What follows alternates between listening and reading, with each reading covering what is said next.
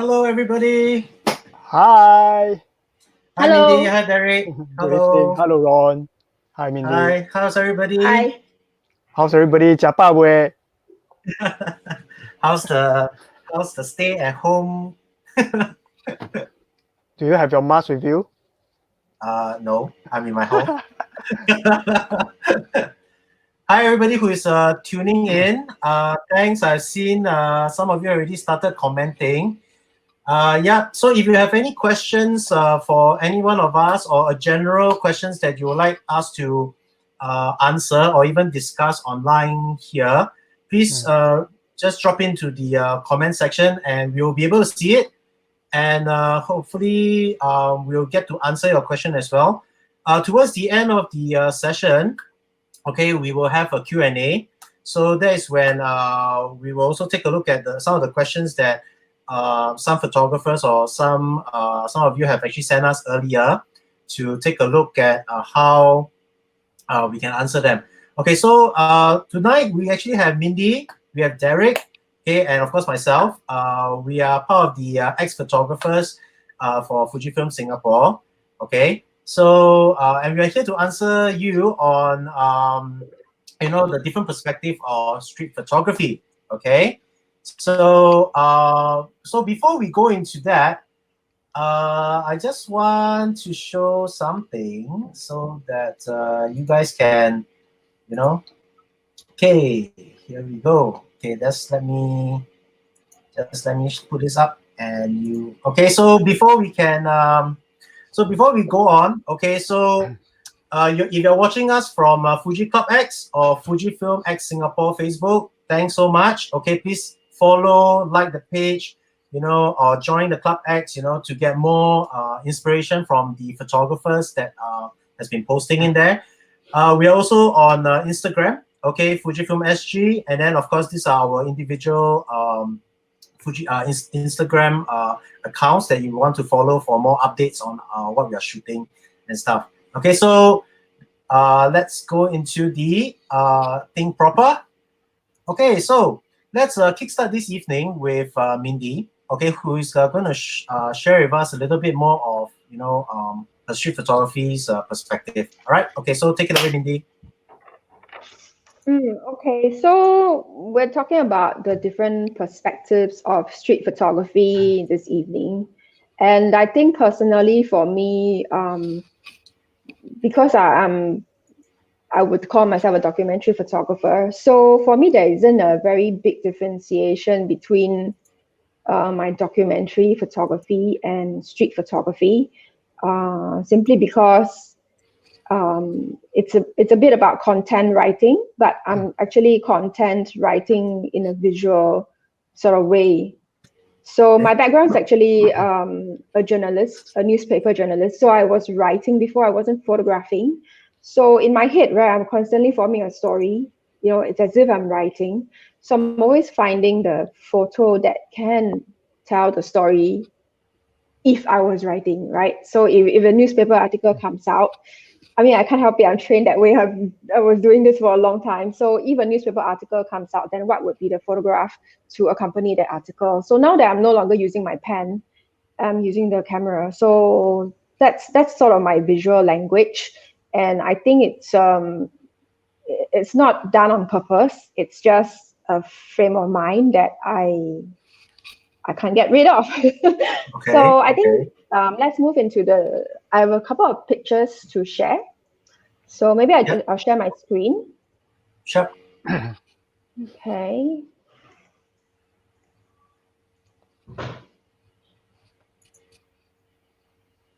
Can you see?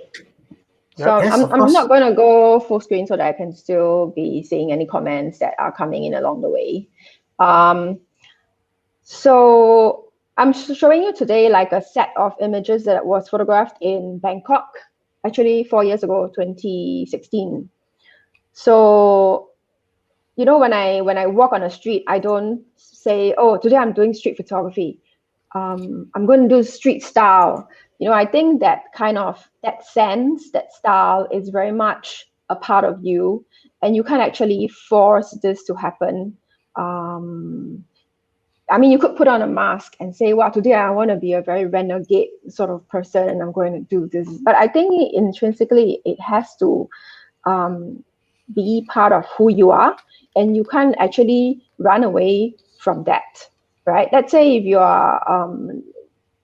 you're emulating a photographer that you particularly admire, but you're not the same person. So that perspective that you show, right, the street photo that you will be photographing will also sort of capture the essence of your history, your background, and who you actually are, how you approach people, things like that come across.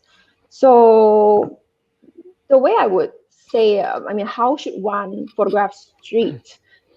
I think that question, right, it should just come from who you are, be very honest, and not try to force it too much, because what sort of differentiates it is really like your attitude. So I think another sort of perspective that I can offer to street photography is that if we are photographing at home in Singapore versus if we are going to another country and being a tourist, what we photograph, the content, the perspective can be entirely different. So I feel like, when they talk about journalists and why you can be a better journalist when you're in your own backyard, because you have the entire sense of history, you understand the context, you understand the people where they're coming from. So the things that you photograph, what could seem interesting to a tourist would be very boring to you, and you may find it, the situation queer in another way, as opposed to if you were to go to another country, then things that are familiar to other people, you may be photographing it, but to the local, it's like, why are you shooting this, right? So I feel like, especially with this whole COVID situation, that I have been looking at my past pictures. I feel like when people go on the street, when we do go on the street, we should first and foremost photograph for ourselves, our own curiosity, photograph in ways that can help us remember a particular situation, or maybe a certain holiday or a trip, or the people that you met. Because I feel like if we're not doing that, if we're not being entirely honest about our own experience, then at the end of the day, we'll just end up with a whole set of pictures that mean nothing to us, So being a photographer for the last 11 years, I do look back in my life, and even though these people in the pictures are not people that I know, but they remind me of a certain experience of my time in that city, of my holiday or my work trip in that city. So they remind me of the life that I've been through. And that is what makes street photography personal to me. And that is why I can be photographing the street for so long, because it's your innate curiosity that you are tackling with. You're tackling with yourself, and not exactly sort of documenting the situation, but it's a lot more than that. It's about yourself as well. Yeah. Okay.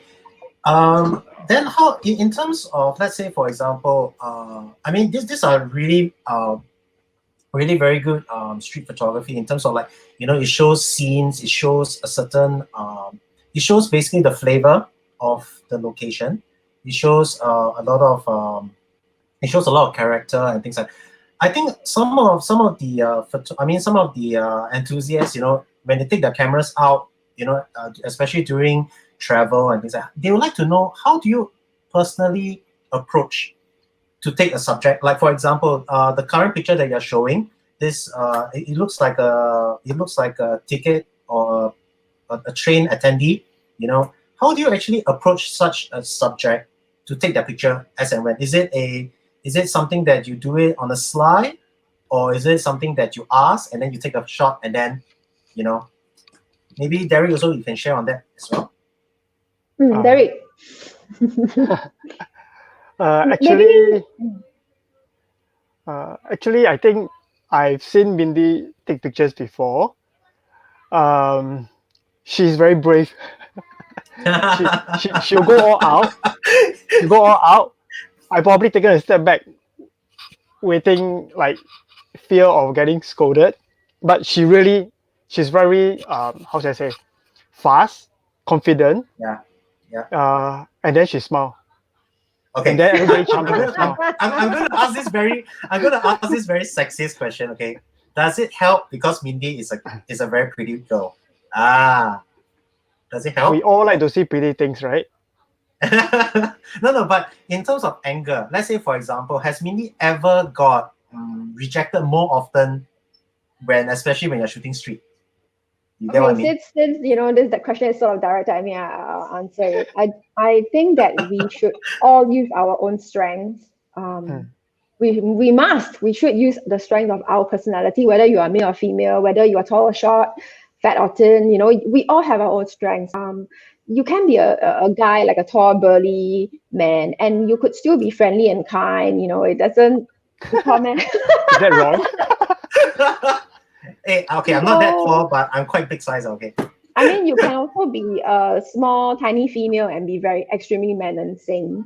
So It can work both ways. Of course, we need to know our limitations, and we need to know how we would feel to a stranger when we are approaching them.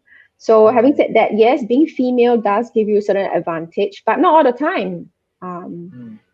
Maybe if I want to photograph another woman, it may not be as pleasant for me as if Derrick approaches a woman to want to photograph them. But yes, so we Derrick talk has the about chance. approach, right? It's really the approach. So when I'm on the street and I intend to photograph somebody, I'm always holding the camera in my hands. It's not like I'm going to appear in front of them and suddenly pull a camera out from some secret compartment and shoot them, right? So they usually would know that, okay, this crazy girl is coming with a camera. Maybe I'll get photographed. So then when you go near, and if the person is going to say no, you would get the answer before you even take the photo.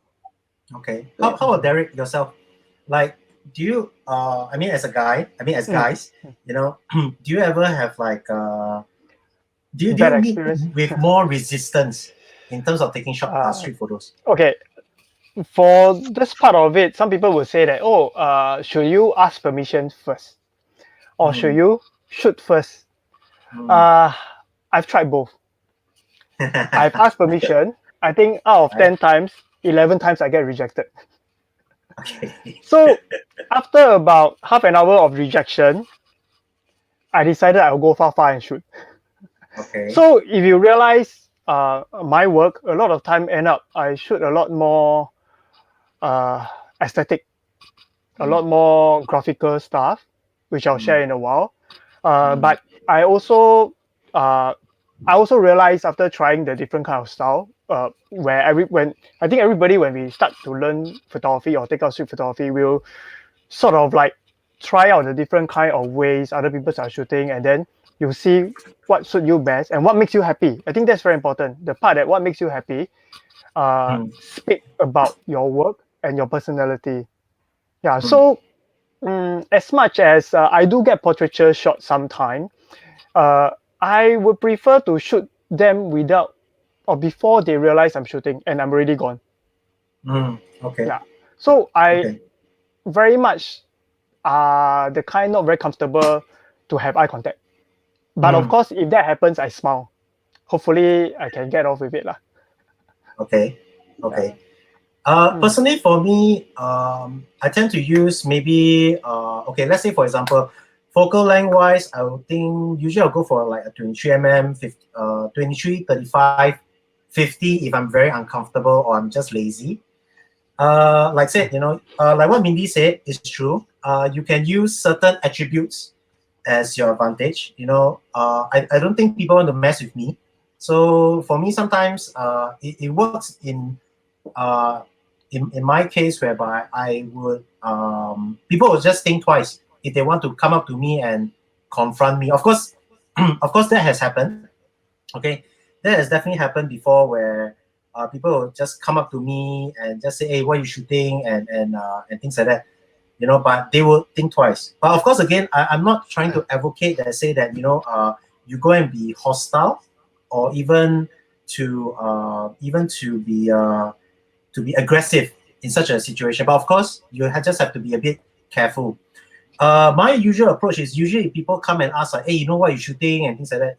I will definitely assess the situation. If let's say it's somebody I know that I feel that okay, there's not much danger coming from this person, I'll actually let him see what I shot, and then I take the opportunity to reshoot it again if there is a chance, or to sort of like take a different genre of photos, like maybe just take a portraiture of him and get his contact and maybe just send it to him, or even print it out instantly on the Instax, just to pass to him as a souvenir per se. But usually because of the focal length that I'm using, like for example, I shoot at 35mm wide. Okay, I shoot and I move. So usually people won't even sort of know that I'm there before, once I'm done with my shot. Yeah, so it's shoot and move for me personally. Yeah. So, but because you see, for Mindy, whenever I look at your work is very, very, I won't say confrontational, but it's very close. There is a lot of interaction between, the subject, eye contact, body language towards you, but how do you still like make it, instead of like a editorial feel, it still feels street like, because your style versus Derrick. Okay, Derrick is definitely very graphical, very very aesthetic as he mentioned. So how do you actually, get that kind of photogen shot that doesn't look posed at all? Wow, I don't know how to answer this question. I think what I feel about Mindy's work, sometimes when I look at it, I just want to comment. She's really a journalist doing street photography. So it's purist. It's like to me sometimes it's like, you can see like maybe there's a cigarette butt on the cigarette box, or like some how should I say, the reality of it, she will show it. Okay. Yeah, but somehow she have the ability to compose it until like even that disturbing stuff looks good in the picture. I mean, that one I give it to her lah, really. Thanks, Derrick. Yeah. Maybe I just quickly, I quickly talk about one or two shots just to sort of. Sure, of course. Okay. Hang on. Joke. Don't worry, we have plenty of time. Okay, sure. Well, I mean, as you can see also, we have some questions coming in.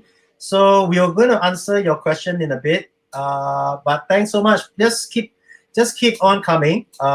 If let's say we have to extend the Q&A session, I think it will be beneficial for everybody. Yeah. Okay, so Mindy, Yeah, I'll just quickly talk about this particular shot, right? So this is actually Hua Lompong in Bangkok. So as you know, right, it's a transitional point for a lot of so-called like people from outside Bangkok, like people from the countryside, and they come to Bangkok to find work or unfortunately, they come to Bangkok to beg. So it's kind of a place that you typically would avoid or would take care when you bring your expensive things there, and you wouldn't want to walk there as a tourist, really. So it has that kind of vibe. And when I saw this particular hand creeping, it's actually someone else sleeping on the bench. I thought that, hey, this one tells the story of how creepy this place is, how scary this place can be. There's a sense of danger. The hand catch my attention. The hand.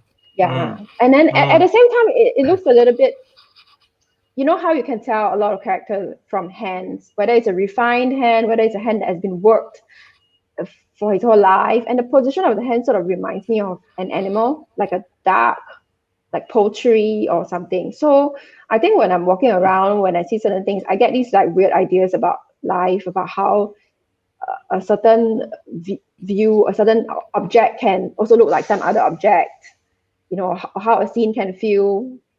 And then I will, from there, when I see it from very far, I will then approach that scene and try to capture it the way I've seen it.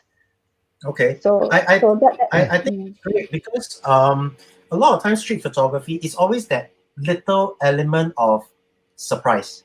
You know, like for example, this could just be, you know, for example, a really good, you know, monotone shot of, you know, a person. But I think breaking the usual composition, that hand really broke the entire the entire composition. And then it begs the question, like, why did the photographer include that hand when in the usual case people will just take a much closer shot of this person and things like that. So I think there's some sort of a crux of, you know, street photography is to give that special element to differentiate between any other kind of touristy or even a normal capture.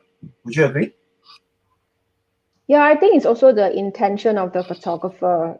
Mm, mm, Because when all of us, we all have our own perspectives, right? So, okay, maybe I'll show another picture, right? I really love this one, this little girl. So we have a perspective about life and what life should be. And this balloon, you know, this happy kid, you know, this Disneyland style in the lights, everything is beautiful. But then when you look closely, then you see horror. So to me, this picture is a picture of horror. This place is like a picture of horror, you know.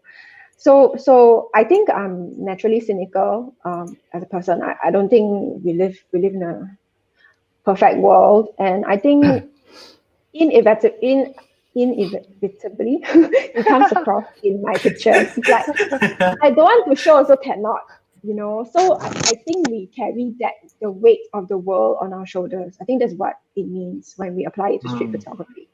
So Ron, you actually asked me like how come you know some of the pictures are very confrontational.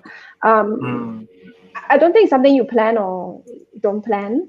I'm naturally attracted to like people's faces. I'm attracted to the lines of their faces. You know, so these two people, like, wow, when I see their face, I'm like, oh my God, they're so beautiful. Like the light on their head, you cannot help it one, you know. So maybe if I'm more in love with the architecture, I'll be like, oh, the columns, the sunlight on the columns. You know, maybe Derrick will have seen the thing completely differently. Sometimes when I see some scene, right, I'll be like, Mindy will like this. But I will not shoot. Fangirl and fanboy. Yeah, I also say like, okay, I think this is a Derrick shot or something. So I think it's really what you're attracted to naturally. You cannot escape it. Yeah. Okay. Yeah. Okay. Cool. Okay. Anything to add before we move to myself?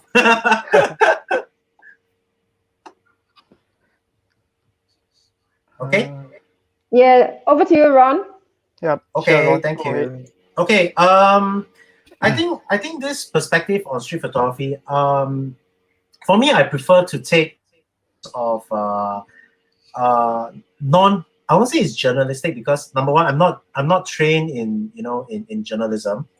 But for me, I'm more into like aesthetic, but of course not as deep aesthetic as Derrick's. For me, colors, elements must stand out. You know, so for example, like okay, so I was on a trip to India, and so you know it was just one of those very random weekends, just to go and check out the area, you know, just to see like what's around. And I happened to walk into one of the I would say slum areas. Okay, so as you can see for this picture, you know, it was just the composition, the framing, you know, the lines of laundry that frames the person inside. In fact, to be very honest, I didn't really notice that there was really a person there. I just thought that, you know, the saris or this very big colorful laundry that's just hanging there, you know, it makes for a very interesting frame, you know, and I was just hoping for something to happen within the frame. Well, of course, again, like I said, you know, being Chinese and walking around in a slum area in India, you know, you stand out very quickly. So this lady just turned, and it just so happened that there was light on her face, you know, at that right moment, you know. So it's sort of like accidental for me. So it wasn't planned. for me, none of when I go and do street shooting, I don't have exactly like, oh, today I want to shoot something like that. So for example, like Mindy, you know, when you actually mentioned that when you are going out, because you're so trained, you know, you get a story, you straight away will think about the image that goes with it. But for me, is the other way around, whereby I'll go out and I'll just see that, okay, what's interesting today, and I'll just shoot it as per, you know. So to me, street photography is really very much impromptu, you know, whereby if I get it, oh, that's good. You know, sometimes I can go out and shoot, you know, a whole SD card full of images and turn out nothing is nice to me, you know. Or I could just bring my camera out and just use once and, okay, I got the shot and I'm happy with it, you know. So like, for example, the next one, okay, like for example, like this, you know, again, it's just those random walking shots whereby I say, oh, wow, you know, there's some chairs line up, they're colorful, it's nice, it shows a slice of life, and happens so that, there's a person there.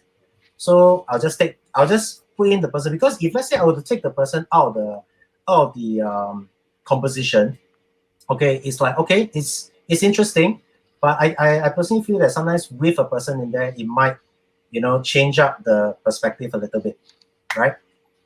Okay, like for example, the next shot,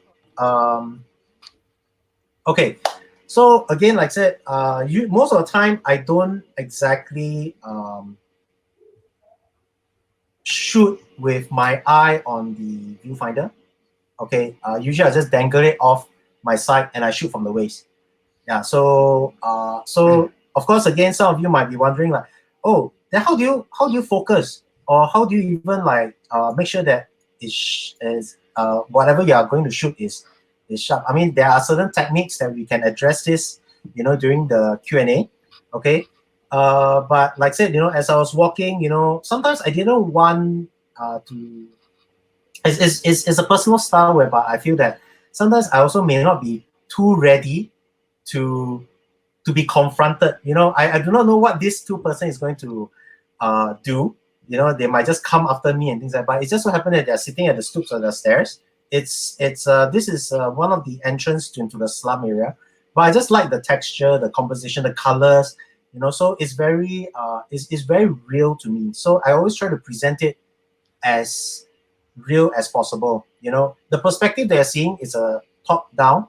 You know, instead of an eye level, because like I said, you know, sometimes I do feel that I'm sort of a privileged person to be able to visit places like this, whereby some of them may not even get a chance to go out of the city that they even lived in, or even the country that they lived in. You know, so so this is what I want, like people when they look at it, not just to notice about the colors, about the thing, but it's to also think about sometimes, you know, the unseen perspective. I to say, you know, sometimes this top-down version is like, you know, why does it feel that, you know, you're viewing it from a higher place, looking down at the lower place. You know, it's basically is to give a reverse, to say that, you know, come think about them who has never got the privilege to you know, do what we get to experience what we experienced before. Okay. Okay, so of course, again, not all pictures are, you know, not all pictures are sad or, you know, disturbing. You know, some are just daily slices of life whereby, you know, migrant workers, you know, whereby they're just enjoying their weekends, and, you know, each of them has very different expressions and stuff. And of course, you know, slices of life in terms of like whether is it two-person having a conversation, or just a quiet interaction between them. You know, these are some of the things that I love to capture, because it leaves a lot for interpretation. You know, it makes people think that okay, what are they talking about? What is the thing that, you know, what's the tension between, or is there tension even? You know, yeah, something like this. So again, all these are stills. I'm not very sure if some of you have seen it, but these are from the Expo 3 that that's been launched quite recently, earlier this year, I think. Oh, okay. So back to India. Yeah. So again, like I said, you know, This picture actually stood out a lot for me because we are in the flower market in this this place. I can't remember. Is it in Delhi? I can't. Okay, so you know how much is that orange color bundle on the floor? Y'all want to make a guess?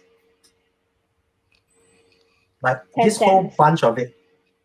Sorry? 10 cents? It sounds very expensive or very. No, it's not that expensive, but you know, for the whole hard days of work, for that thing, right, they only get roughly about 2 US cents as profit. Wow. You know? Yeah. So when I was approaching this guy, I shot this with a 10-24. Okay, that's why you see it's a very wide perspective. And of course this thing is shot from my hip again because I was just walking past. He was looking up at me, and I was just looking down at him. But I shot it, you know, at a much lower perspective. So you know, he was just asking whether to buy. You know, so I asked him how much is it. You know, he says $1 US. So our my guide was telling me, oh no, this is too expensive. You know, it's only about 50 cents USD about there. You know, then I was like, oh okay. So I got to talking with him, and I actually realized that yeah, his profit margin is so low and things. But you know, the lines on his face, the colors, and the hardship, you know, it's all there. You know, written, displayed out there. You know, with this perspective of you know of this flower market and this person, right? Before I Okay. continue, I have one question. Yes. I think people who are watching might be keen to know. Both of you do a lot of this journalistic color, right? Ron and Mindy, what kind of film simulation do you all use? Derrick, why you ask the question I don't want to answer? I roughly know. Mindy said before that it depends on the sky of the country. So I want to hear from Ron as well. Yeah. Okay, usually I will use Provia. Okay, I'm very lazy, okay, because I tend to just use Provia unless I know I'm producing a series that has to do with the new, like let's say for example there's a color profile that's going to be in the market very soon. Then I'll do a whole series based on that color profile. But usually I'll just use Provia because I think that gives off the most natural colors. Whether what kind of lighting is this? All these colors that you're seeing is if people have been to India before, you know, you would like Kolkata, you know, Delhi, Jaipur, all these places. You'll see that these are actual colors on the ground like that. The yellows are that yellow, you know. The people are just wearing very colorful saris and the lighting is just really perfect. So in terms of that, for me is really just Provia. How about for yourself, Mindy? I use a whole variety from Astia, Provia. Initially, I was using Astia because of my own personal nostalgia because I used to shoot a lot on Astia film when I first started doing photography and discovered positive film. So that's one profile I stick to. But I also use the Pro-Neg High a lot when I go to Japan or like countries with very clean sky and you know clear neutral density, which Singapore doesn't have because Pro-Neg High looks amazing in Japan. It just looks like shit in Singapore. Because the kinds of so the kinds of blues that we get in the sky are completely different.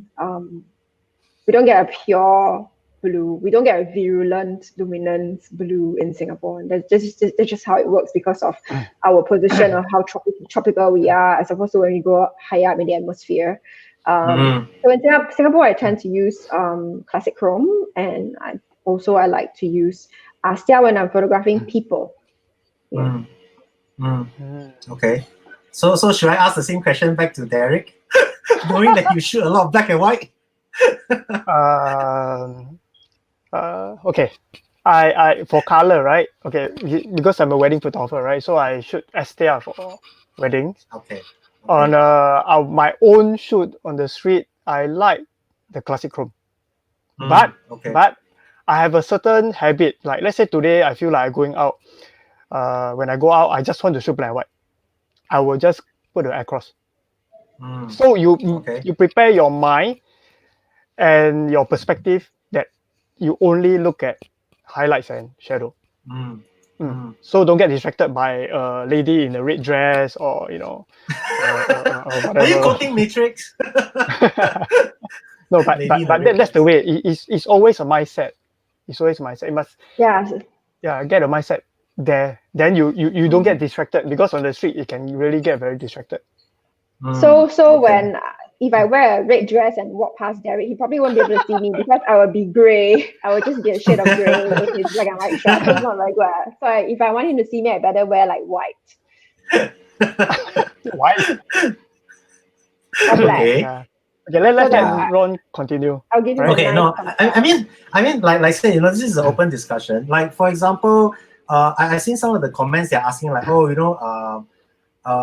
kind of lens is best used for street photography? Do you use zoom lens? Well, I do. Personally, I use an arsenal of lens. When I go out to shoot Singapore or even overseas, I will have at least about five lenses with me, but they're all primes. A few wides, most are mid-range, one or two longer ones. Like, for example, this shot that you're seeing right now is a shot with a 56 f1.2. Yeah, it's a lovely lens, sharp.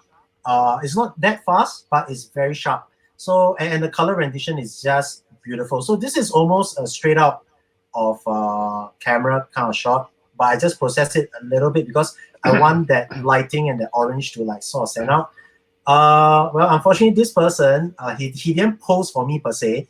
He was he's actually somebody who is having a bit of a mental issue. So he was just preaching on the streets of Calcutta, and I just happened to walk there and just take a shot of him, and yeah. So this is so accidental, but like I said, I prepped my shot because I saw him from afar. And the thing is, but like I said again, when you see somebody preaching a bit erratically on the street, so you just want to be a bit careful. So for me, I just quickly switched my lens from I think I was holding a 10-24. I switched it to a 56, and I walked quite far away just to get a shot of him to just to have some distance. And then after that, I took the shot and I moved, and that's about it. Yeah. So what kind of lens is best for street photography? Actually, it's really up to your own preference. Some of them swear by like, oh, I must do like like who was that who said 35 mm, or I must do 16 mm because if you need to be close enough to get to the action. Personally, I think that this is just every photographer's own style. If you are very comfortable using like ultra wide angle, you can still tell a story with all the elements inside. Go ahead. For me, it's more towards what I want to portray. So I wanted to get him in focus and the rest of the background, out of focus, because I want the viewer's attention to be on him, on the light, on what he's holding, and who is he exactly. It makes people wonder, like, wow, is he a guru, or is he somebody that just very randomly is like that, that kind of stuff. So you choose your lens based on what you want your viewers to see. Okay, like for example, again, there are certain times where I just couldn't get the shots that I want. Like for example, this is with 50 mm. I was too far away, but and this unfortunately this is a crop shot even. Yeah, I had to crop it to get the subject even closer. But sometimes I would say blips happen, whereby you saw the moment coming, but you're not fast enough to react to change your lens, and you just have to shoot with whatever lens you have. I'm sure some of you also have have this experience before, right? So for me, it's just a random kind of stuff. But like I said, not everything is solemn and and stuff. Like, for example, I personally love this shot. you know his expression, what he's wearing. I think this was taken during the Singapore Street Fest street food fest, I think last year, if I'm not wrong. Yeah. So again, random, very random, captures. Okay. Just one more picture, whereby, let me see. Oh, okay. Oh, that's it. Okay. So let me just take it off the screen. Okay. So like I said, some of the photographers that's asking, for example, like, what's your choice of cameras? Like, is there like a particular Fujifilm camera that you will particularly use for street shooting? Yeah. Frankly speaking, yes, for me. Okay. I tend to use cameras that needs it to be, the engine needs to be fast enough for me to capture, especially on the shutter. There shouldn't be any shutter lag per se. Like, for example, the XT30. XT30 is really fast to me, and it's very small, lightweight as a travel camera. So usually I'll just pack it in and go. Well, of course, comes the new X Pro 3. X Pro 3 is just something that I feel that is really robust. It's weather safe, and I've taken it out in the rain a few times already, and it's still performing really well. So I don't know. How about you guys? Any preferred lens that you use, or cameras? Okay, I'll say first. For street, I'm almost always on the 23, for a very simple reason. I'm lazy. And also because you keep training your perspective, that without even holding up the camera, you are able to tell how far from left to right your composition is going to be. Especially sometimes I may shoot from waist level. I don't hold it up at the viewfinder. Yeah. So, but of course, sometimes I do switch on the eye detection. It does help to get certain shots that I want if I don't look into a viewfinder. Yeah. Okay. Mindy, for yourself, any particular?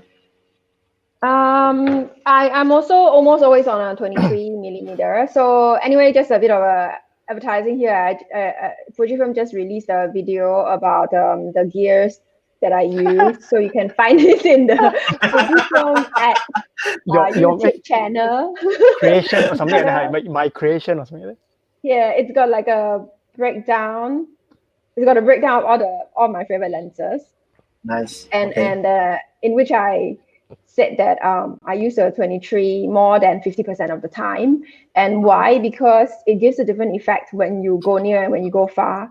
So let's say if you see an object that you find a thing on the street, I don't know, like a cigarette butt, right? You can use that lens and you can go very near and sort of create a story around it, and gives you a sort of a macro effect with the landscape around that image. But then if you were to go far, and then you can actually see the entire landscape. So it's quite an all encompassing focal length. It's APS-C, right? So it's actually 35, and 35 is actually the classic. You go back in time, you look at all the famous photographers. So 35 is the classic range, and also it comes in 1.4. So my favorite is actually the f2 23 1.4. When you're going out at night, you go out for the whole day and the light changes. You can very quickly switch. Or if you go indoors, you go into a shopping mall, you go into the train stations, you can very quickly switch without going too high on ISO. And but having said that, last year, I'm a bit slow right after shooting like on Fuji for a couple of years and being stuck on 23 for so long. 23, 16, and then the 8-16. I got all these lenses, and then I I met Patrick Larocque in Canada during the Camera Punk filming, and then he lends me his 35 1.4. So I took it for a day, and I'm like, what was I missing here? Why am I being so silly? So I decided to buy a 35 1.4 instantly. Firstly, it comes with an extremely cool square hood. Don't you think it comes with the camera? I think it just fits the X Pro 3 perfectly. In terms of size, it's not too big, it's not too bulky. It just looks like damn nice thing, right? So this is what. Bye. Yeah. So this is what Okay. on. And then it's also it gives you the 50 mm perspective, which is very like the Henri Cartier-Bresson. It's very even a medium format kind of feeling. And I love shooting portrait style on this because it gives a very nice crop then 8x10 when you shoot when you upload pictures on Instagram. Oh, yeah, proportion wise. So I love that street lens, and it gives you the very Instagram look. Yeah. Okay. Just share one more picture. Sorry, Okay, just share one more picture that I like to just say. Okay, like some of you like answer. Okay, what exactly do you shoot for street? Frankly speaking, I try to look for something different. Like for example, like in the shot that you're seeing right now, it was shot at one of the beachfront. It's just very random. You start to form a lot of perspective and stories in the head when you look at a scene like that. It's like, wow, two person divided by, two scenes divided by a lamppost, but it's one scene. How do you shoot it? What kind of stories can come out from there? So, it is for a lot of interpretation, for people to see. So this, to me, I feel that, as a street photographer, it is the stories that you want to tell people, and then you let people tell their interpretation back to you. Okay? So that's my segment from here. Okay, Derrick, how about you? Yeah. Okay. My turn, yeah. Let me.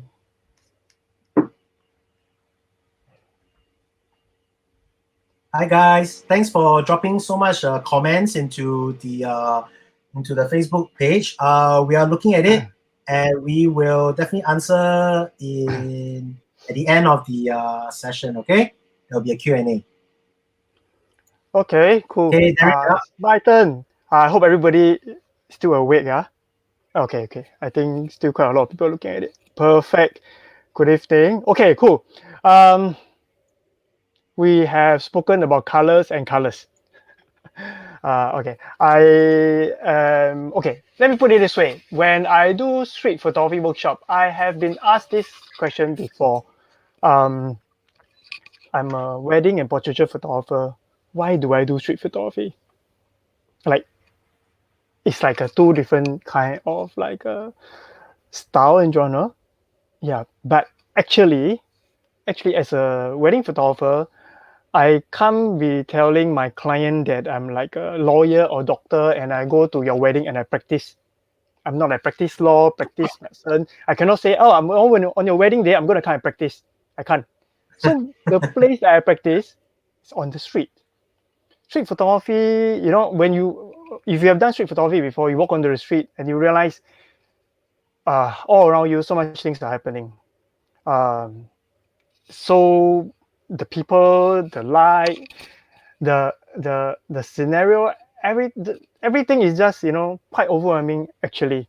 So for me, all this becomes a training ground for me to pick up lightings, pick up incident that's happening on the street that I can learn how to isolate. Yeah, the word is isolate. Now we are all in isolation now anyway.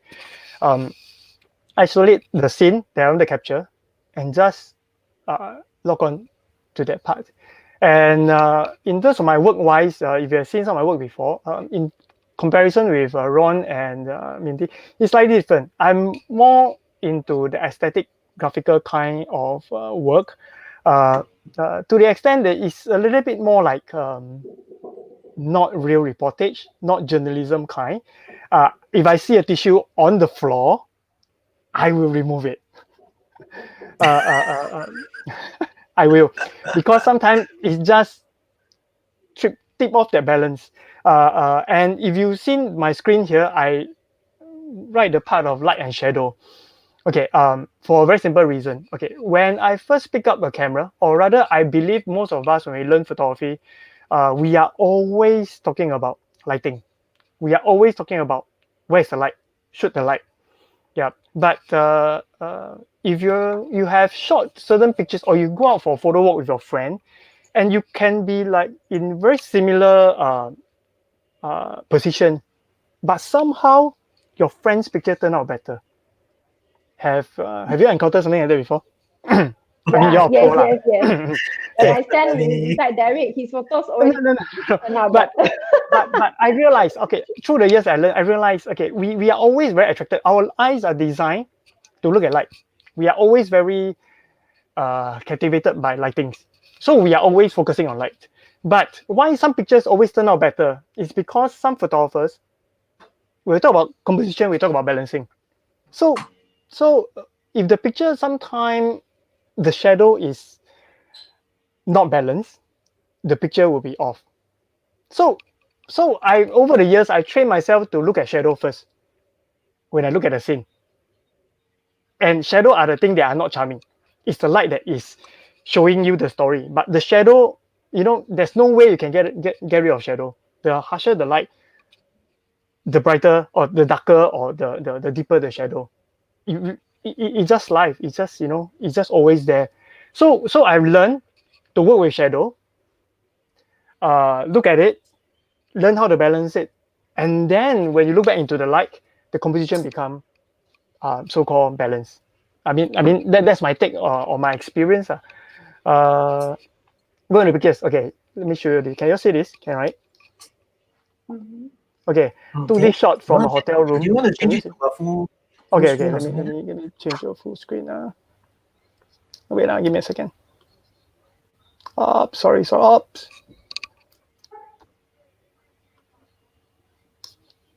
Sorry. Okay, now can you see better? Yeah. Okay. Basically, I took this shot from a hotel room when I'm in Hong Kong. I'm about to step out of my room. Before that, I looked out of the window. I saw this light that, through the building, it created this slot of light. And it's like amazing. Okay. And it's like, I can do something with it. And of course, it's the shadow that captivated me first. I look at the shadow first, and then I look at the highlights, and then like, in one way, you look at it, it looks like a flower with the building on the top, with a stem. But in a photography point of view, it have that nice abstract in it that I'm like, quite drawn into. And then I was thinking, maybe I'll just wait for another 10 minutes and see if anybody walk past just in that passageway. Because I think I only have about 10 minutes before the sun, the sun will I think the sun will set or rise, I can't remember. And then, that shadow will not be on the spot, just nice for the person to be there. So I waited for a while, and then I'm quite lucky. This guy walked past, and then like I get him in that shot. And he's wearing white. Yeah, this is a very amazing shot actually. And he's wearing white, like you say. So for me, it's like, sometimes you need a little bit of patience, a little bit of luck as well. Yeah, but first of all, I saw the shadow first, and then I saw the shape. Yeah, then I decided I should wait a while. Yeah, and before I leave. Yeah. So for me, the be it for black and white or color, but of course, I do a lot of black and white. It's always that highlight and shadow contrast that is very exciting for me, and I like it in the aesthetic way. If you look at if you compare Mindy's work and mine, I mean, in terms of the meaning in it, okay, mine you probably say that there's no meaning, but for me it's how I see the world, and then I will call it my perspective. Yep. Okay. Next shot. Okay. I always shoot with where the light points me to. This is in Tokyo Shibuya crossing. So I was on the other side of the street waiting, and then I suddenly saw, the light comes in, and then it points at this two person. It totally looked like a Korean drama, they probably dated in the younger days, and then they never know each other, and then they didn't have a chance to be together. But today, they just happen on this frame. I mean, it's just some imaginary story that I Like thought a of. turn left, turn right. Yeah. To make myself like have the fun of it. Create my own story, but let the light guide me through, and then these two person just pop. For me, it's like okay, they probably don't know each other, but then to me, it's I'm happy with it. Yep. Okay, I this think. one. Sorry. For just now the shot, right? Like I just had somebody who private message and asked like, oh, hey, what do you think that kind of metering is used for this sort of shot? Would you want to share a little bit? Okay. On Okay. Into the metering. part? Okay. Our eyes are actually very very different from how rather the camera sees a scene, and the lighting is in a very pretty different way from how our eyes look at scenario. Our eyes have a much larger perspective, dynamic range, or rather our eyes adjust accordingly to where we look at. That's why if you put it in a more technical term, it's almost a little bit towards HDR our eyes can create. That's why we are able to see the sky and the foreground. If we have a nice sunset with the foreground really quite dark, but we can still see the foreground. But if you were to use a camera and meter the sky, the foreground is almost dark. So for me to get the kind of shadow that I like, that I perceive, and that I'm able to visualize, when I see a lighting situation, I usually shoot underexposed. I expose for those light, expose for those highlight. The next question probably people ask is, do I do spot metering? I don't. I shoot under. I always like to set my everything to as zero as possible, so that I don't have my own. So I roughly know how much I need to go down. I mean, in terms of the underexposing of it. Yeah. So in this aspect of this picture of these two, this man and this woman, I almost doesn't care about the rest of the people around them. I just focus on these two person. Yep. Okay, So nice. most of the shot, even the other shot, the one with the slot of light, right, is pretty much exposed for the highlights and maintain the shadow. I mean, rather, I don't really bother about how deep the shadow will go. In fact, I like dark, deep shadow. To So give Derrick, me. Sorry. Can I ask you a question? So, like in places like in Singapore where we don't get these high contrasts, then what do you do? That's why I like to shoot during late noon. Late morning, early noon. When the moonlight is harsher. Yeah. If not, right, the other part of it is we have a lot of lights around, and the light will actually help us create this Huge contrast. this contrast. Yeah. In fact, one of the shot later. I think your next picture shows that. Yeah. Yeah, this picture. Okay, I shot this in Europe. Basically, I saw this man, so-called smoking there already, and I wanted to. Okay, if you realize, I like negative space. I like isolation, so I don't really bother the rest of the things around it. Okay, but of course, if you go back to one technique since film days that a lot of photographers do is dodging and burning. To be very honest, my post production, I do quite a lot of burning. Remove tissue paper, cigarette butt, and then I burn a little bit here and there to really show the aesthetic that I want people to see only. Yep. So in this case, even for this photo, right, I expose for the highlight. That means I expose for the light itself, and then the rest of the thing will actually basically go under. Yep. Oh, okay. Next shot. Okay, this shot. Okay. Something. Are you selling it to Max? something I shot. Okay, basically a little bit of story. I was shot this in Singapore in Jurong East. My wife went shopping. I got nothing to do, so I'm like, okay, let's walk outside and see what happened. So basically, it was about, I think, six-ish. Still not very dark yet. So I really saw. Okay. Let me show you this. Can you see on the right side of the picture? So you Okay. just expose for that. Okay, I red, basically the already background saw light. this. I already saw the M and the so I was like, okay, but it's still too bright. So I still go around and walk around a little bit more. So I came back about another 7, 8-ish or something like that, where it gets totally dark. So basically, you know, that light that created the M shape is really very bright. So I basically exposed for the the M, and then just wait. Okay, basically, for aesthetic kind of pictures, right? I do a lot of waiting, but I'm quite impatient, so I don't wait more than 15 minutes, 10 minutes probably, and then see what is fitted to come into the frame. And then of course I do dodge and burn a little bit here and there, and then to just show, because this particular picture, somebody actually text me and say, oh, do you composite the McDonald M inside there because you saw the M on the street? Say no. So basically from this picture you can actually see the M is really there. It's just that when I saw it, the timing wasn't correct, so I come back again slightly later.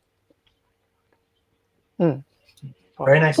So this is also one case that, you know, I roughly can imagine how the shadow look when it's darker, and I know that if I would expose for the lighting for the M, I basically have it under quite a little bit, and only this light will actually shine. I mean, will stands out and give me that look. Yep. Okay. Cool. I have a quick one. If not, it's going to be a lot of people will fall asleep. Okay. Cool. This shot, Hong Kong again. It's sunset. I was actually drawn by the color of the hill to go up to this platform, and then I saw the silhouette of the building, and then the people, and then next thing I realized that they have a similarity there, so I just took a shot. Yeah. So this one I didn't push the contrast too much, but you can roughly get the idea there. Yeah, but I'm very drawn to this kind of aesthetic stuff, to have a certain comparison. If let's say the scene allows me to see it. Yep. Okay. This shot. In fact, when I took this shot, Mindy is around. Is with me. I think so. Yeah. This is in Yokohama. Behind you. Yeah. Okay. Basically, we were on this pavement, and then I saw this guy walking towards this path up, and then the next thing I saw the light by the side, the window, and the next thing kind of my mind is, there's a frame there. I always spot on frame. I like frame, and I like backlight to create silhouette. So when look at it, it looks like, you know, it looks like this fella is on the stage, and then there's a stage light shining down. You know, when the stage have a lot of smoke, then you create a column of light. It gives me that feel. So straight away I took a shot. Yeah, I mean, for me, I like imagination in terms of like not the reality part of it, but then there will be a certain imagination that I have when I see a scene, and then usually I already know how I roughly want to have the post production done. Yep. Okay, cool. Okay, this one. In fact, I took this shot halfway through a pre-wedding shoot in Korea. I was walking ahead of the couple. Then I was like, oh, this auntie quite cute. And then like she, not cute in the pretty way, but then in terms of she's picked, you know, she's looking in, and then because of the light and shadow contrast, I can see the shape because she's wearing stripe. And then, you know, all this shape pattern actually, you know, drawn my attention. Yeah, and then it's like, hey, she looks like the stripe that is running away. Yeah. So there's no meaning to it, but aesthetically, I enjoy such vision and perspective. Yep. I think Okay, there is a sorry. meaning to it, Derrick. I think the meaning is that it's about the coincidences of life. Yeah. True. It's like just trying to pay a little bit more attention about our surrounding. Yep. Okay. Cool. Next shot. Okay. This one. I took from overhead bridge actually. Same thing. I saw. I'm always very drawn to zebra crossing. I don't know why. I'm just like maybe OCD lines and stuff. I'm very drawn to it. So when I look at it, I'm like, hey, and then it was drizzling that day. So basically, somebody just walked past with an umbrella, and then I must take a shot. Yeah, and then of course, dodging and burning allows me to have the whole thing more graphical. Yeah, yeah. Okay. To be honest, no road is so black. I have to be honest. Because a lot of people ask me, where do you find road that is so black? No, it's not. I basically burn it a little bit more. Yeah. So basically, so in terms of that, then of course there's a question that was being asked also. Some people is asking, like, for example, so how much post-processing do you like do? Is it very extensive to get to this stage? actually, no. Okay. If you are the good thing about Fuji camera, in your Q mode, you can already do all the setting there. You know that I know how I like my highlights and shadow to be. I already in the Q mode setting. I already in the across setting. I already set my a darker shadow and a brighter highlight. And within then and it all this already helped me in terms of like getting the vision there. And then when I go to post production, basically it's a little bit more. I may pump out a little bit more on the highlight shadow, and then tidy up a little bit. That's about it. Okay. Yeah. Okay. Yeah. So a follow-up question on that is, I mean, one of the viewers just asked also, like, so do you basically shoot in black and white across, or you shot it in color, then you convert later? Okay. But like I said, when I basically have a few Q mode setting in my camera. Like I have the classic chrome, I have the across and stuff. But when I want to shoot, when I have in mind that I want to shoot black and white today, it'll be a full day across. So I'll just visualize the whole scene, everything in across. Yeah. Of course, I shoot raw mode. So sometimes I very much if I can, I'll just use a JPEG lah. But if I will need a little bit more, I'll pull out the raw file and then edit from there. Yeah, but then okay. I prefer to keep editing to enjoy photography better, less editing, as much as possible. Yeah, Of course. Okay, so another shot. Okay, this one. Okay, like I said, I'm very much drawn to how graphics turn out in pictures. So this particular one, I saw the stairs with the slot of light coming from the top. Basically, I knew I just had to wait. But end up I was actually quite lucky. I had 2 person instead of one. I just wanted somebody to walk up the stairs, and then I get a shot. And then when the person appear, there's another one that is walking on the level, ground level. So I managed to get this shot. So basically, I am very drawn to shapes and lines and patterns and reflections and stuff. So if I see something like that, I'm able to visualize something. I'll wait a little bit. Yeah. Or if I'm able to visualize, or maybe when I go there, the lighting wasn't that fantastic, I may come back again and see at a different timing how does it look. But if it doesn't turn out well, I'll just leave. I wouldn't like spend too much time there, because you want to still explore a little bit more. Yep. Okay. And it's sorry, Mindy. Terry, do you find that the more you shoot, the easier it gets to see things, because you become accustomed and you sort of can gauge the frame better? Yes, definitely. I think that's the reason why I also use only 23, so that I'm able to already visualize my composition. And then the next thing is, even without picking up the camera, I'm already able to see what's the outcome. So the camera is just help me, how should I say, translate it into a image. Yep. Yeah, it does definitely help. Yep.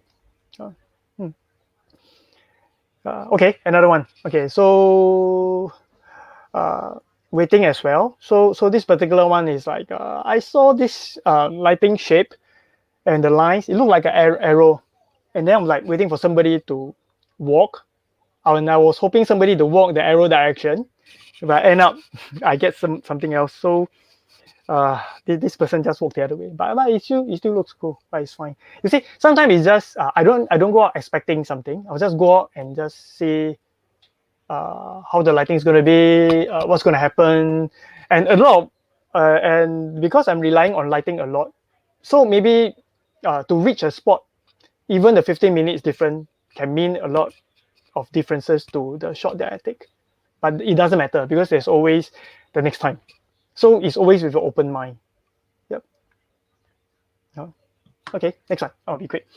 Okay, same thing, frame. So I took this at the very first place, I remember. Yeah.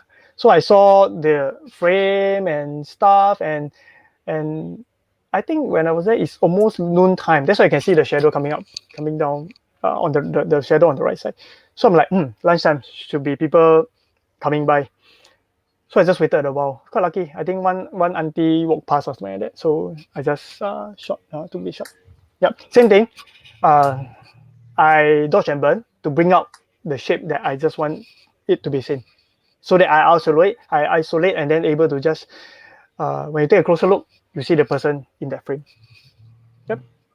Okay. Okay. So my kind of work very different from Ron and Mindy. They probably pop up at a scene, saw a face, saw a story, and they take. For me, I'll be like, I see the light, I see the shadow. If I see something that is able to have some subject going past, or some graphic, some silhouette, I'll wait a little bit. Yeah, but there are many times I can go out a whole day and then I don't get anything. It's pretty normal. Yep. Or I don't go there at the right time where the light favors the way I should. Okay. Lines. Sorry. So again, it addresses a very important aspect of street photography. You need a lot of patience. You need a bit of luck, but I think a lot of patience as well, right? I would say get yourself prepared. Open mind. It's always open mind. That you don't know what's going to get when you go out. Yeah. So but then sometimes of course you see a lot of black and white shots. Sometimes I may train myself in the sense of like, okay, today I don't shoot black and white.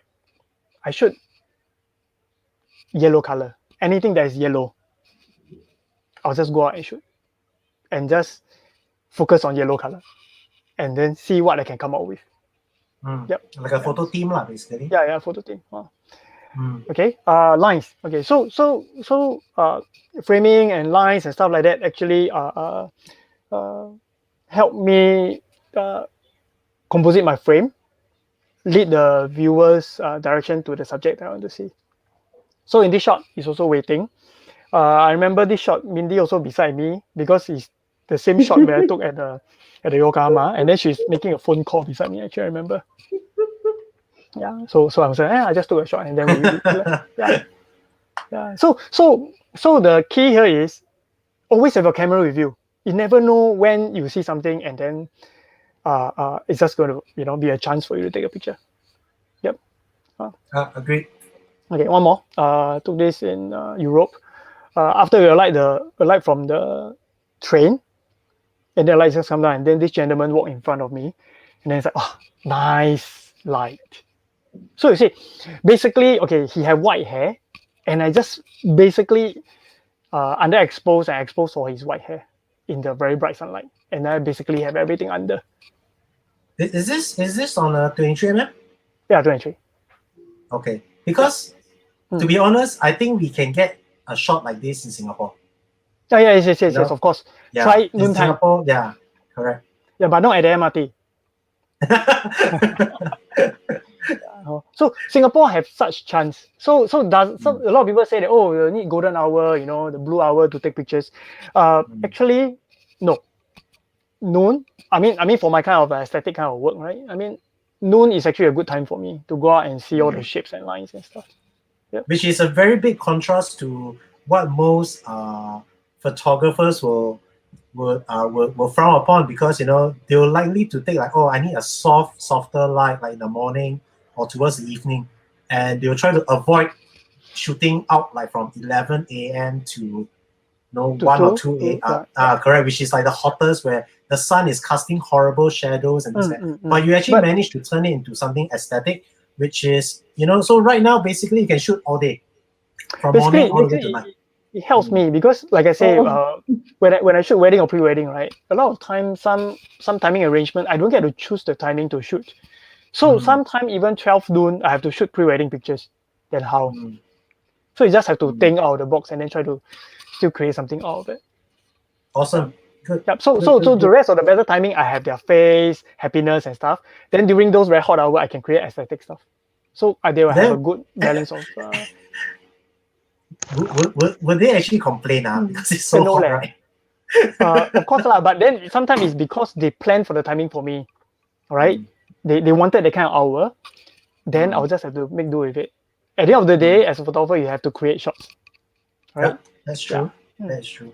Okay, just a quick run through. I'm just gonna give some tips. Okay, to end my talks. Okay, always have a camera with you. Always. And when I mean have a camera with you, doesn't mean when you go out, you walk on Orchard Road, and then your camera is in your bag, and then when you see something you want to shoot, then you try to bring out a camera from your bag. The whole world will know you're going to take picture. The whole world will be very sensitive to that. Always camera with you, and then okay, I have this habit when I'm like say walking down Orchard Road. Okay, let's say we walk from Orchard to Somerset. The whole journey you walk, right? The light not going to change too much. So what you do is before you take any shot, you do some test shot already for your setting. Then when something happens, you hold up the camera, you can focus on the story or the picture you want to take, rather than you still hold it up and then you start to meddle with your ISO settings and stuff, right? Before you know it, the story is gone. So have a camera with you, do the setting first. Okay, then a very good, sorry to interject. So one of the questions asked was that, okay, so what kind of settings do you put it in to prepare yourself for, a scene like that? Okay, okay, for example, I step out of the, I'm on the street. So the first thing is always I was actually set my ISO first, right? So bright daylight, I usually go down to the lowest. So I will always put almost correct exposure. Yeah, I'm on full manual shooting. Full manual shooting. So I always put the almost correct or a little bit under exposure. So when I hold the camera, when I see the scene, I basically decide how much do I need to go under or go over sometimes if I need a high key shot or something like that. So you are doing the most minimum setting change. Rather than you hold it up and then start to meddle around and stuff like that, then it's too late already. Yeah, but of course, like I said, the camera always have to be with you. Yeah. Okay. Yeah. So okay, the other part. Okay, number 2. Okay, look out for light and shadow. So from today, okay, rather from tomorrow, if anybody go out and shoot, try to look at shadow. Try for once. Go out and look at shadow. Okay, look at afternoon or late morning and stuff. Look at how charming shadow can be to create certain frames or shape for you to balance up your frame. Try that. It's actually quite interesting. Yeah. Okay. The third one is less is more. Okay. Try to okay. This part is very dependent on where you are. Yeah. But then work on it. Don't include too much things. Sometimes less really give you more. And if you have space, work with it. Yeah. Doesn't mean always have to go very close. Yeah. Just have that balancing in your composition. That will help you. Okay. Sorry. Yeah. I do a 3 and 3. It's 4. It's a waiting game. And it's very normal that I can go out a whole day and I don't have a single good picture when I go home. In fact, I have more of this than have more of better pictures. So it's normal. So it doesn't mean like, we are ex-photographer or we are very experienced photographer and we go out and we always can, have a good picture. Right? I think you all agree, right? Ron and Mindy? No, I think Derrick's perspective is very interesting because he sees something that I cannot see, and I mean, and probably vice versa. I think generally, like, you really have to follow your heart, like your interest, what you are seeing. Go for it. If you are looking at if you go out and your obsession is light and shadows, go for it. Like, when I go out, my obsession is human faces, and I can't stop seeing that and trying to capture the best emotion, then go for it. There's so many styles of street photography. No one can say what is right or wrong, right? Shoot what makes True. you happy. I agree. Don't shoot for Facebook. Shoot for yourself. You don't have to post everything on Facebook. As long as Actually, you're that's very happy, true. that's good enough. Okay, so I'm just going to share, like, a lot of people is like trying to define, like, street photography must be of a certain look, or of a certain done in a certain way. But frankly, to me, it's really what you make of it. Like, your own personal styles, what you see. It may not be, like, agreed upon, but like I said, like the three of us, we presented very very different styles and perspective about street photography. So you can see that each of us has certain strengths and has certain visions when it comes to shots like that. Okay. So Derrick, you're okay with your presentation, right? Yep, thank you. Okay. So I think it comes to the Q&A. I think we have quite a few questions from everybody. So shall we tackle them? Like, okay, we may not be able to tackle everybody because due to the timing. But I think as we scroll through some of the questions that's coming in, right? Some of them are quite valid. Some of them we have also answered during the presentation as well. But okay, so let's say, for example, okay, I think this is one of the questions that really quite interesting. Like, for example, how are we, or how are all the photographers scratching their street photography itch during the lockdown? Anybody? Run.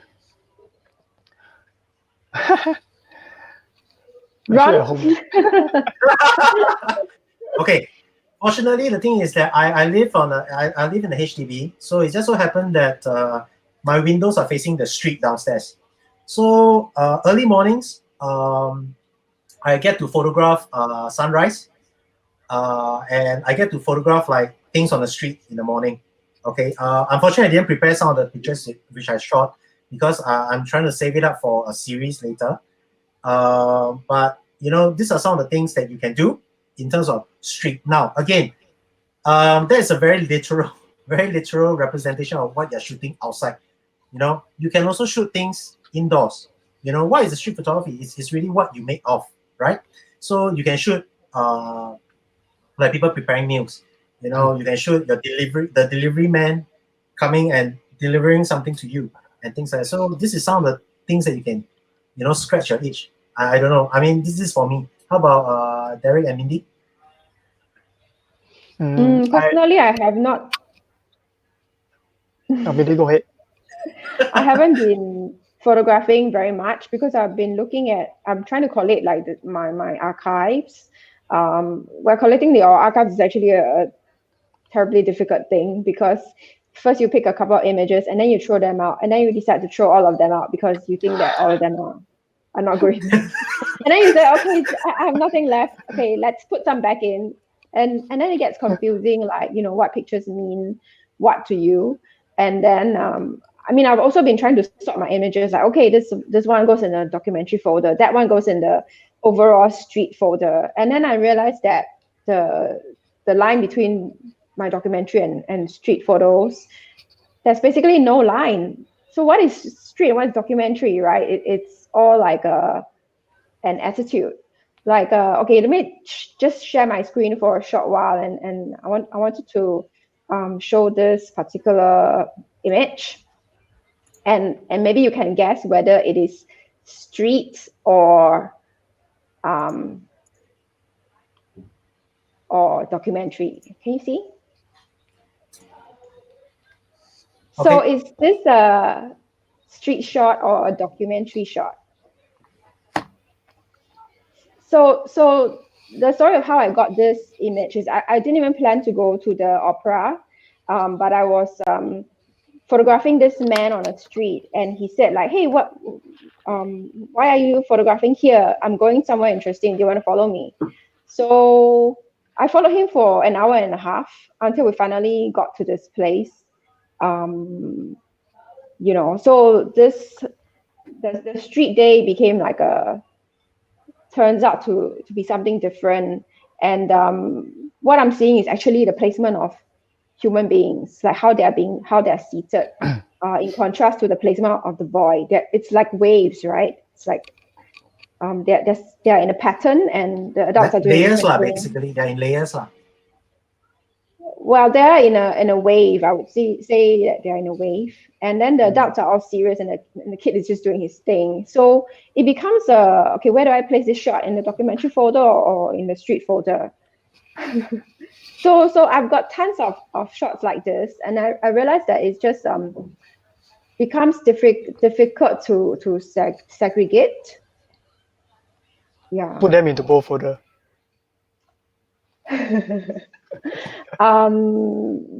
So I'm just sort of taking a mental break right now. I'm not really saying like, oh, my work has to go into this particular category. I'm not even saying that I have to be a photographer these days. I could be just a creator, or I'm an agent of something else. So I'm Okay. like something that things transmit through me. Okay. Yeah. Okay. Another question that one of the viewers asked is, do you think using mobile phone gives more advantage than using a camera in street photography?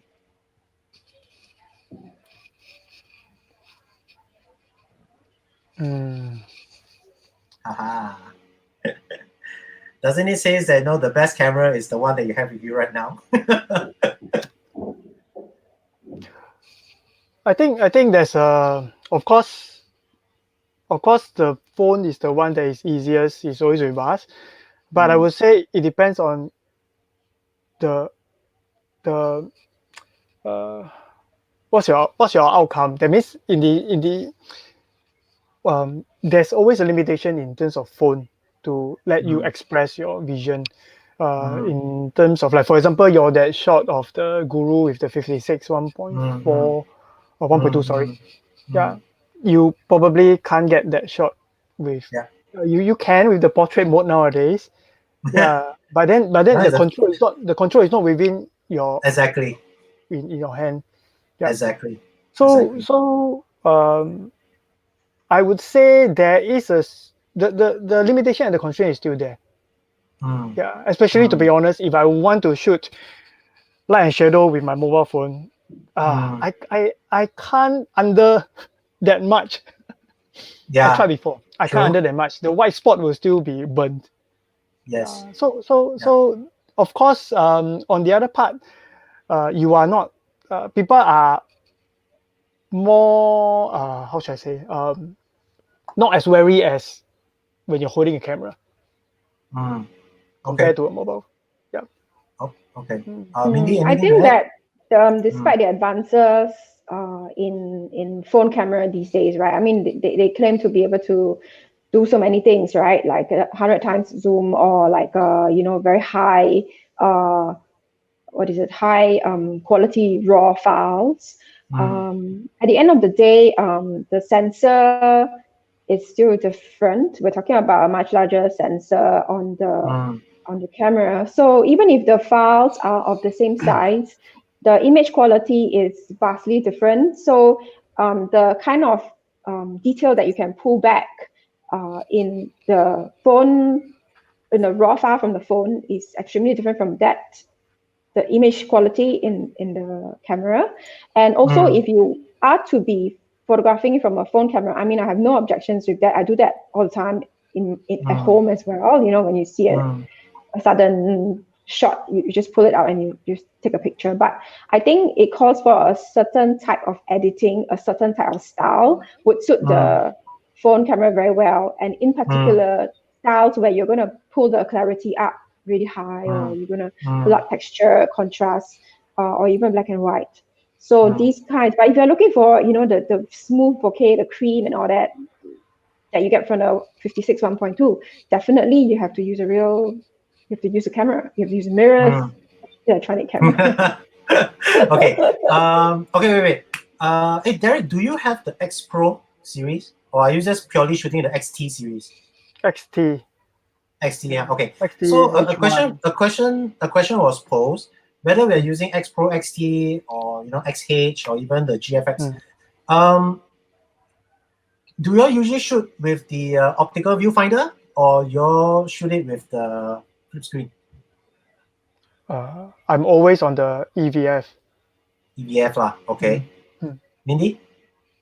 Initially, when I first switched to Fuji, I was very adamant, and I think the previous manager Fabian Lu would tell you this. I was actually adamant. I just only wanted to shoot on the OVF because I feel like, hey, that's the world I'm seeing. I just want to frame the world that I'm seeing, and then the rest of it I'll depend on the metering monitor, because you know, back in the day that's what you do, right? And correct.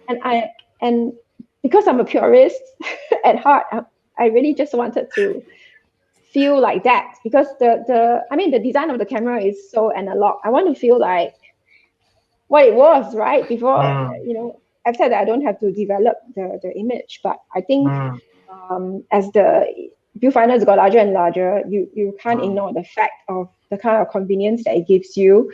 And also, you know, with the film simulation all put in, especially when the aircrafts first came out, I was just so wowed over at how you can instantly see the world in black and white on your EVF, that you don't even, you know, it's so convenient, you don't even have to imagine it anymore. Correct. So, at a certain point. So basically you just take the decision, one of the decision thing out, you just concentrate purely on seeing the scene per se.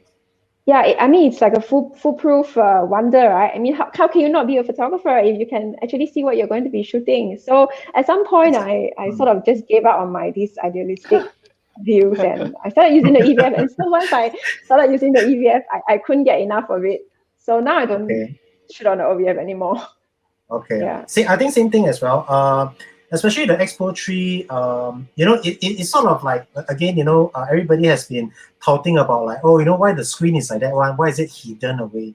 You know, but for me, it has actually gotten me to use more of the OVF, EVF on the Expo 3 than using the screen right now. So I think it's a certain habit that Fujifilm is trying to, you know, revolutionize in this in this digital industry. But I think it's a good thing, because like I said, you know, because one of the questions was asked, you know, like how do you decide the elements inside your frame? You know, you get what I mean? Like for example, what will be inside the frame when you take the photo? You know, so to me, when I look through the OVF or EVF, right, you know, it's like you're able to see that frame, you know, that little thing, and you start to wait for elements to come in to fill in at a certain spots that you want. And then when they are more or less there, you know, you just click the shutter and that's it.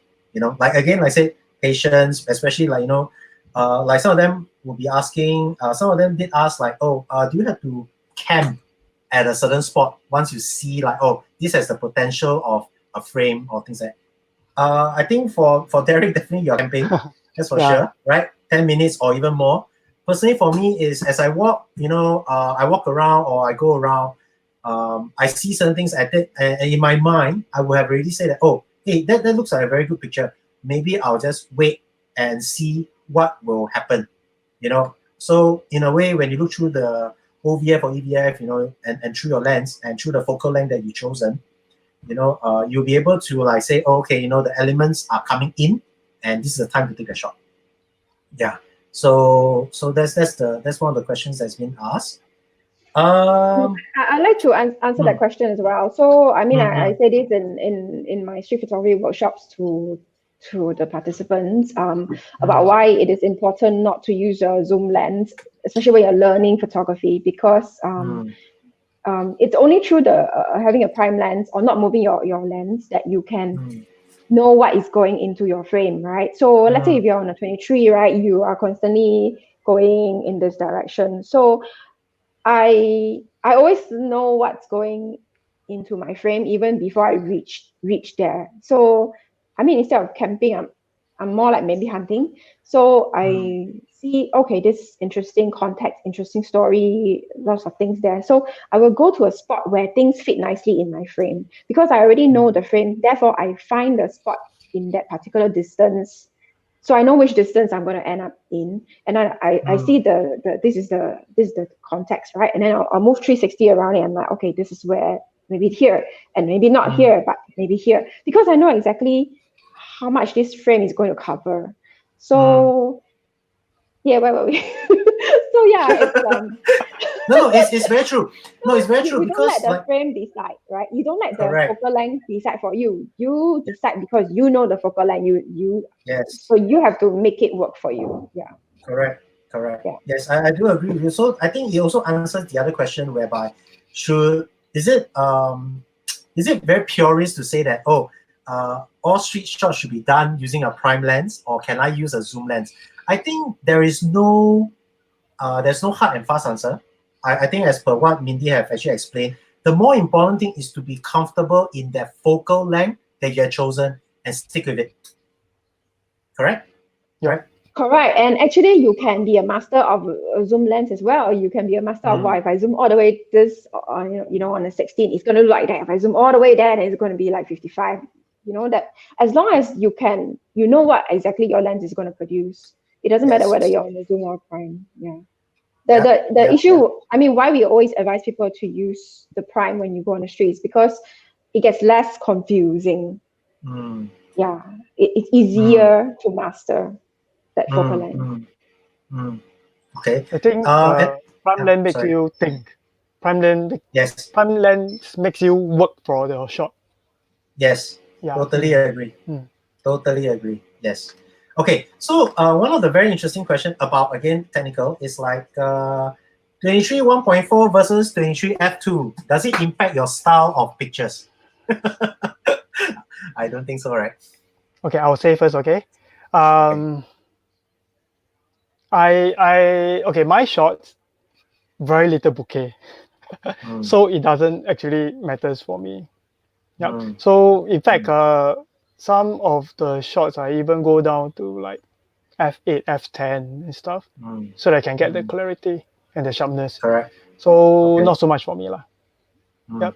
Okay, Mindy, you have the 1.4, and I believe you have played the f2 also. So does it make any difference for you? Okay, I actually have both.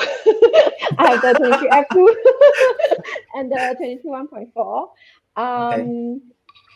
At 1.4, yeah, definitely it makes a difference. I think it's also the ease of handling. So I choose it according to like the sort of journey that I'm going to take. If I'm going, say, I'm going Bali with my friends for like 10 days, I will take the 23 f2 because I want it to be light. It's fun. I still get the sort of the focal length feeling, and I can give out on a bouquet if I ever need one. But if I'm going on a documentary, I mean, a real reportage assignment where I'm being paid, right? Definitely I'll have to take the 1.4. Or I mean, in case I need to go to a dark cave where there's just a candle and I can't shoot anything. I need the clarity. I need I need to shoot at 1.4. And also maybe sorry. And it could be a personal bias. I do like the 1.4 better. Yes, we all love the 1.4, 1.2s. I add on a little bit. Okay, for street, the f-stop, like I said, I shoot a higher f-stop. But when I do weddings, okay, I don't shoot with flashlight. I go for 1.4 because a lot of ballroom situation are actually quite low light. So that lens is important for me. Yeah. Okay. Well, I mean, personally, for me, f1.4, or f2 It doesn't matter. I've used both, but I own the F2, most of the F2 series. It's only in certain critical situation like low light or whatever, but there are other ways to compensate it. So I think to me it doesn't have too big of a difference unless we're talking about image quality when you want to blow it up big, like clarity, sharpness. There are different elements inside the lens that that makes that difference. I would say, yeah. And having said that, I actually want to vouch for the F2, 23 F2. The focusing is extremely fast. Yes. Because I think also because it's smaller, right? So it turns much faster, and you'll be surprised at how fast the F2 actually is. Correct. And I love it because it's lightweight. Yeah, and I love it because it's really lightweight. So you can just throw it into your bag without even feeling it in your bag. You see. Yeah, 1.4 okay. is heavy. Yeah. Slightly only. Yeah. Also, I think it's very weird to pair the F2 with the XT30 or XT20 because of the weight differential between the body and the lens. So it's just much more comfortable. XT30, you took the F2.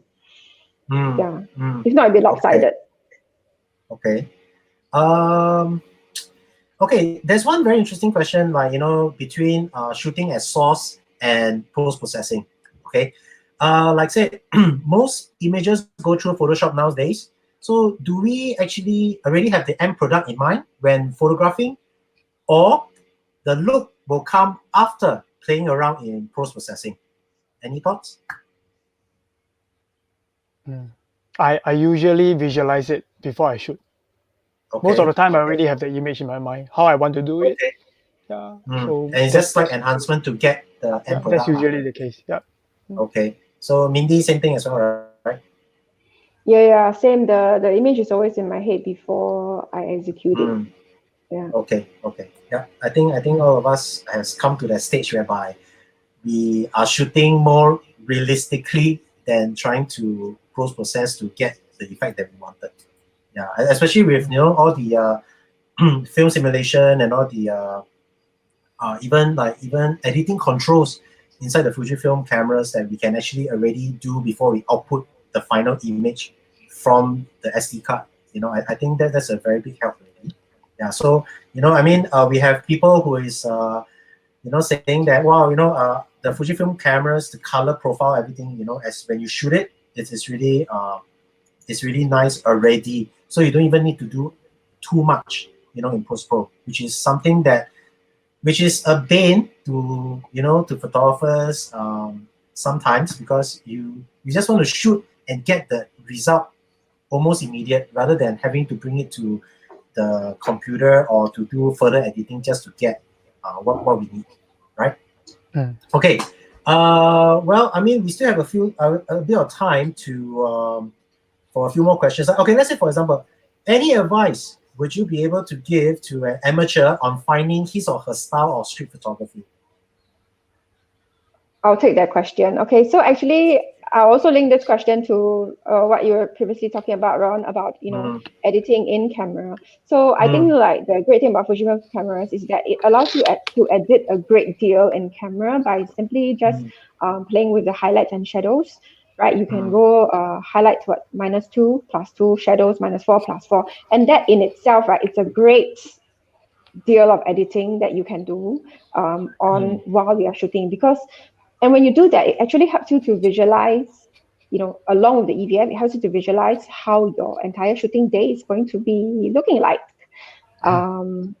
And especially if you are on an across, you're editing as you are going along. So there's no need to further edit because you can refine it, right? You can say, okay, now I'm shooting on +2 shadows, or not enough. Okay, I'll do it +4. So you are editing as you go along, so that number one, you save the post-production work. Number two, you get the desired results. Number three, it helps you to frame and compose a lot better if you can see exactly what you are going to edit.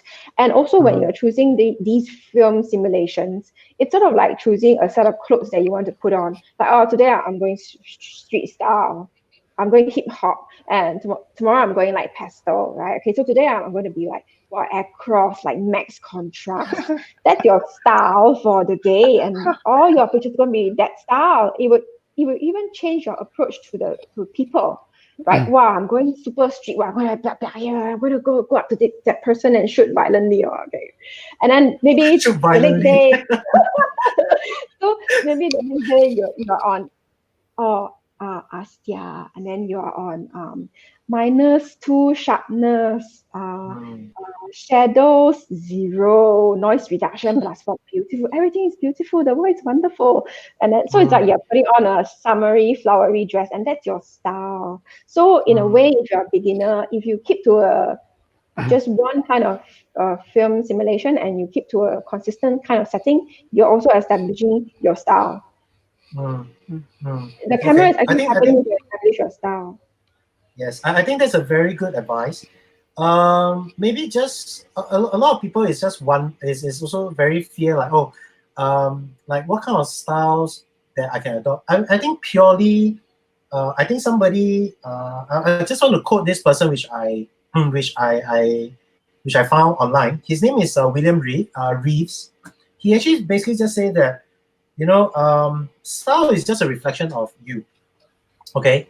And as a person or as a photographer, and and how you are in relation to the world. Okay, so let's say, for example, if let's say you are a person who really likes, like for example, like Derrick, who shoots very aesthetically, graphically, looking at worlds with like very deep shadows and very high highlights. If you're able to see a lot of it like that, that's your style. Okay. If you're able to, let's say, for example, see a very common scene, but you're able to present it in a very different, in a aesthetic way. Something interesting about the way it's been framed or composed. That's a style. If you're able to, let's say, for example, straight away give people a storyline when you're looking at a photo. That's a style. Okay, so I think it's good that people are asking like, how do I develop a style? Basically, to be very honest, shoot more. Keep shooting, keep experimenting. Look at works from people that you will gravitate towards to. Like when you look at certain image, you look at another image, it's like, oh, maybe image A really appeals more to me. You have to find out why. Like why do I like this picture? What is it that appeals more to me than picture B? And then from there, you go on your own journey to discover and to emulate or even surpass that style that you saw, right? Okay. I want to add on a little bit because the recent article I have with Fujifilm talk about this style, and to add on to what Ron is saying. Okay, my take on style is you. That means if you go out to take a photo or for a photo shoot, and then you encounter some problems, some issues, maybe the weather, the lighting, there's a situation that you are not able to take a picture, or you have to solve it to take a picture. The more challenging the situation is, the more you have to put yourself in to solve that issue, to make that picture, the more your style will be in that photos. It's basically like your signature. That's why a lot of restaurants, right? When you look at their menu, the first page they always say our signature dish. That is their style. Your signature is your style. Everybody will be different in that sense. So for me, it's when you encounter difficulty when you take pictures, don't quit. Keep working on it. The more you work on it, the more you put yourself into it, the more your style will appear. Yeah, that's my perspective. Yeah. I mean to put it into sorry. I mean to put it into perspective, like very honestly, Mindy, how long have you been shooting? How many years have you been shooting already? 11, probably 11. Okay, Derrick? More than 11. Okay, I think on average here we have about a decade lah. Okay, we have about a decade of shooting experience lah. So that's why I say shoot more to develop that style that you want. Yeah. Sorry, Mindy, just now I interrupted you. Yeah, can I just also add, like, in the beginning, right? It's okay not to have a style. Just as I mean, Totally agree. now I'm in my 30s, right? I probably found my style, but I would say that, as a human being, as a person in my 20s, I'm also still trying to discover myself and who I really am. I'm still fumbling around with that. And so photography is very much about, as you are discovering your style, you're also discovering the person that you are. It's all interlinked. You cannot separate it. So if you are saying that, oh, I like this particular look and feel of this photographer is presenting, it's okay to copy it. But at the end of the day, it's difficult to put on somebody's mask and pretend it's your own. You have to put on your own makeup. You have to put on your own mask. So you'll evolve as you go along, and your style will change as you go along, right? I mean, as I enter my next decade, as I become in my 40s or 50s, I'll look at the world completely differently. I may not even want to use the 23mm. Maybe I found that too confrontational, and my style has changed. And also, also your choice of lens also can help to stamp the style, and it's constantly evolving. Yeah. Okay. Cool. Yep. Okay. We have we have time for just one more question. Okay. Let's see. Because thanks to everybody. We have a lot of questions, but we can only choose a few that we can answer. I think just now we talked in length in terms of finding styles and things like that. Okay. So maybe during this lockdown, stay in period at home, maybe would any of you like suggest any projects that photographers or amateurs or people with a camera can do during this time?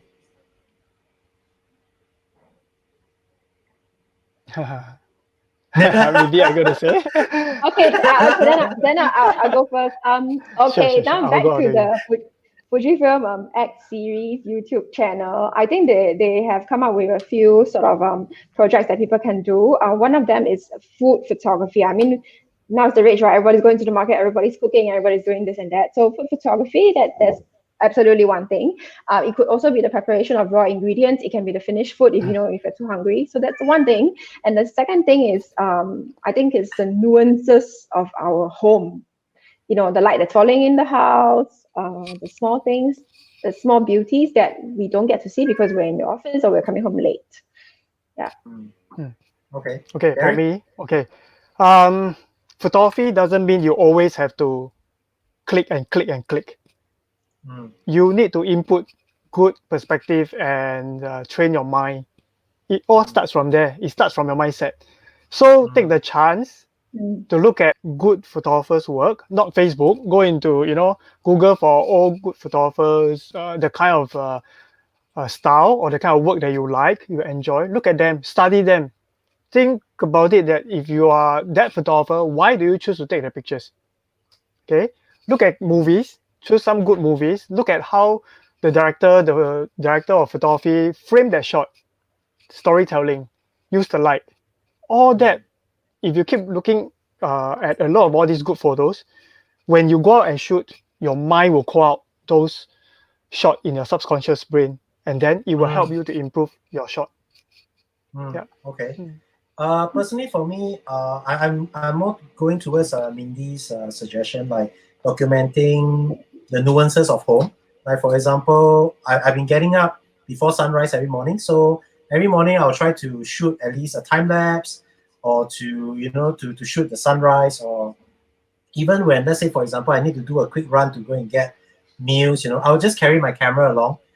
If there's anything that I can see that I can shoot, I'll shoot. If not, just leave it as that. But at the same time, during this timing, you have the internet and things like that. Look up artists or photographers that you like to learn more about their work. Study them, and try to do some prep, so that once you're able to go out and shoot, you're able to recall all these images that you've seen, and you may want to try them out to see whether whether you are able to emulate them or even do better, right?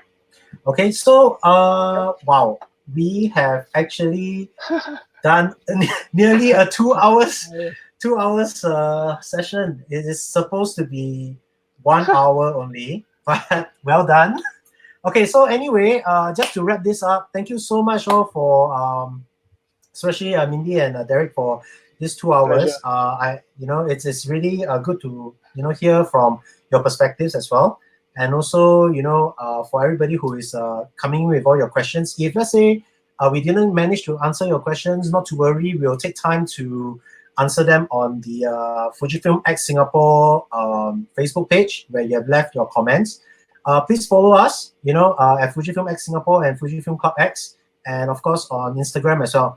So, well, thank you guys. So Thank we're you, going to call it a Fujifilm night. Singapore. Thank you, Fujifilm. Thank you, everybody, for spending Saturday night with us. So, of course, if let's say there's any pressing questions that you would like to address to us personally, feel free to just drop us a private message.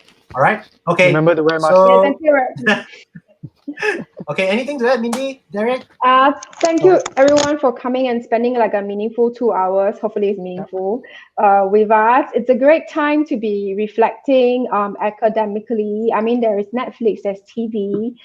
It's not just about photography. It's also about looking, way of seeing. So practice looking more intensely, and then prepare yourself. And when it's time that you can go out, you will be ready to be better.